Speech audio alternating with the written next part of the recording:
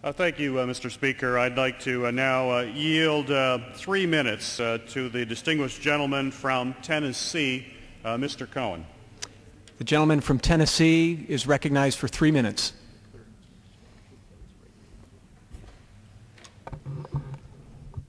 Thank you, Mr. Speaker, and I want to thank the gentleman from Michigan, Mr. Peters, for the time. It is with great honor that I am a member of this House and stand today in this resolution that honors one of the great members of this House, the Honorable John Dingell of Michigan.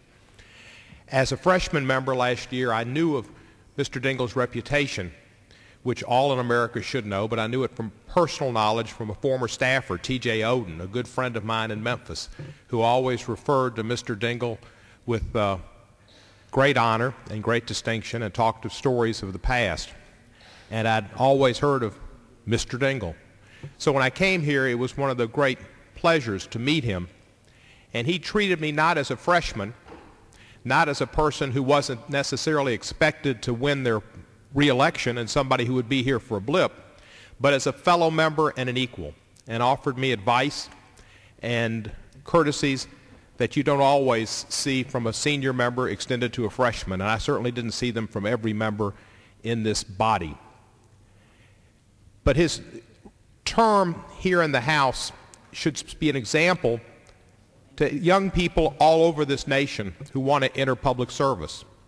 While I was a freshman in this House, I was not a freshman in the legislative process, having served 24 years in the state Senate in Tennessee.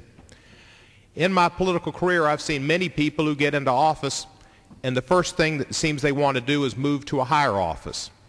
They take the position and they take votes that will extend them to a higher constituency, whether it's a congressperson wanting to be a senator, or a state representative wanting to be a state senator, or somebody wanting to be a governor, or a statewide officer, or a president or cabinet member.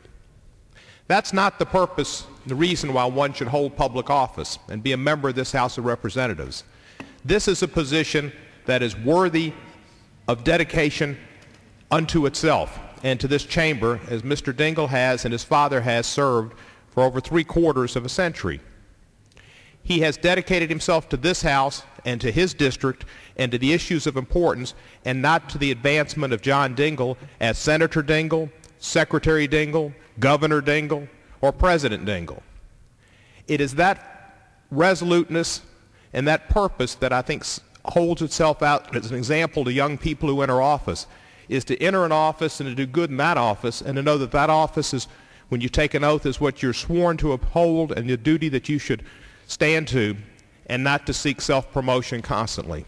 Mr. Dingell has done that, and that's part of what this record of service shows, a dedication to this House and to his district and to the purpose of which he was elected. In Washington, I have experienced a little over 2 years as a member of this House, and I have seen people in this community who revere Mr. Dingell and his bride. And in law, when a person's character is put on display for a jury, may I have another 30 seconds or a minute? I would yield another 30 seconds to the gentleman. Without objection, so Thank you, ordered. Mr. Peters. When a person's reputation and character is put on display for a jury, it is the reputation as they're known throughout the community. And in this community of Washington, there are no two people who are thought of more highly and more revered for their charitable works and their friendship than John Dingell and his lovely bride, Debbie. So it was with those issues, the purpose for which he was elected and which he served for this House and for this country, and when he closed his remarks yesterday in the great rotunda at a celebration honoring him, he closed saying, "God bless the United States of America."